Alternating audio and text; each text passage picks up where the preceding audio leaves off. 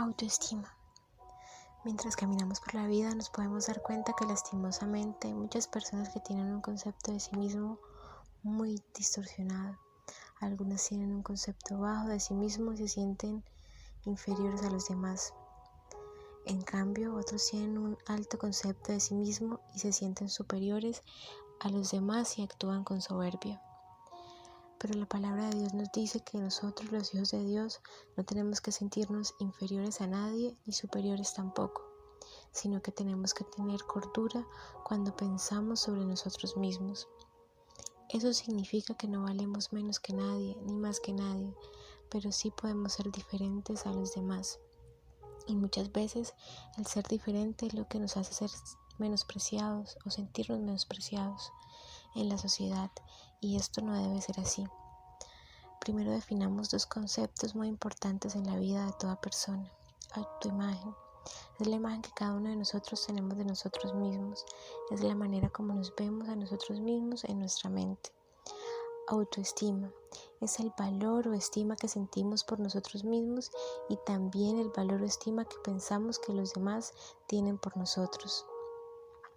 Igualmente se nos muestra que las personas que tenían una autoimagen y autoestima muy buena de sí mismo eran como el caso de David. Lastimosamente en la actualidad, aún dentro de la iglesia, hay personas que viven tristes y deprimidas porque tienen una autoestima muy baja y una autoimagen muy dañada. ¿Cómo poder mejorar nuestra autoimagen, nuestra autoestima con la ayuda de Dios? Primeramente reconociendo que nuestra vida no es un accidente ni fue un error. Salmo 119, versículo 73.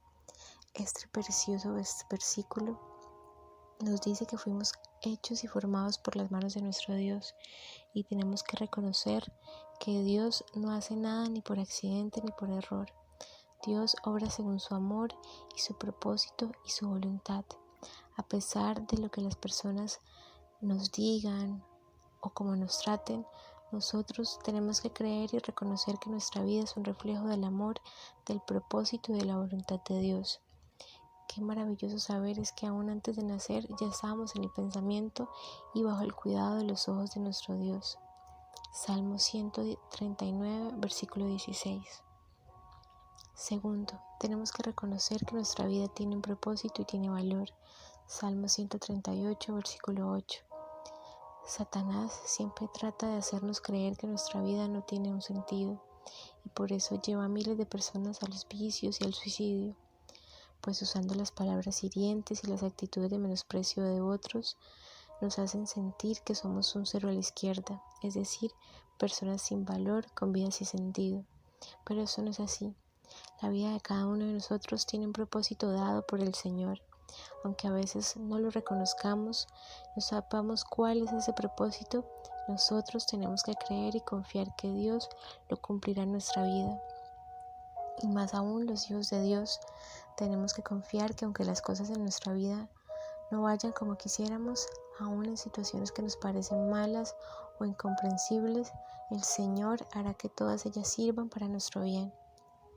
Nuestra vida es tan valiosa que nuestro Dios nos ha amado con amor eterno. Jeremías 31, versículo 3. Tercero, tenemos que tomar decisión de poner un freno a las cosas que nos destruyen internamente. Muchas veces nuestra autoimagen y nuestra autoestima está muy dañada porque siempre tenemos personas a nuestro alrededor que nos tratan mal, que no nos valoran. Dios quiere que nuestra vida vuelva a tener gozo y alegría, que nos volvamos a sentir amados y valorados, pero lastimosamente tenemos temor de apartarnos de lo que nos hace mal, que Satanás usa para destruirnos interiormente. Y este día el Señor dice: no tengas temor, recuerda quién eres tú, un hijo de Dios. Isaías 51, versículos 11 y 12. Conclusión: tenemos que tener claro quiénes somos, no por lo que dice la gente ni cómo nos ama la gente, sino por lo que Dios ha hecho de nosotros. Primera de Pedro, capítulo 2, versículo 9. Y si Dios lo ha dicho, yo lo creo.